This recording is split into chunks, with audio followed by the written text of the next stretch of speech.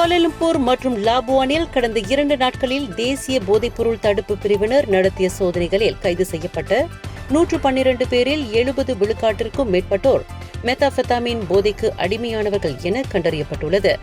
இவர்களில் பெரும்பாலானோர் இளைஞர்கள். தவிர 40 முதல் 60 வயதிற்கு இடைப்பட்டவர்கள் ஹீரோயினுக்கு அடிமையானவர்களாக காணப்பட்டனர் என தடுப்பு பிரிவின் இயக்குநர் டாக்டர் ரோஸ்லின் ஜோசோ தெரிவித்தார். சோதனைகளில் 107 ஆண்கள் மற்றும் 5 பெண்கள் கைது செய்யப்பட்டுள்ளனர். இவர்களுக்கு எதிராக வழக்கு தொடரப்பட உள்ளது. மேலும் 14 நாள் தடுப்பு ஆணையம் கோரப்படும் என்றார் அவர்.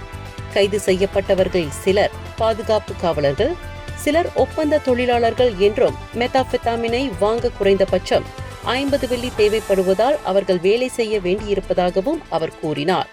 இந்நிலையில் கைது செய்யப்பட்ட மலேசியர்கள் மட்டுமே புனர்வாழ்வு மையத்தில் சிகிச்சை பெறுவார்கள்.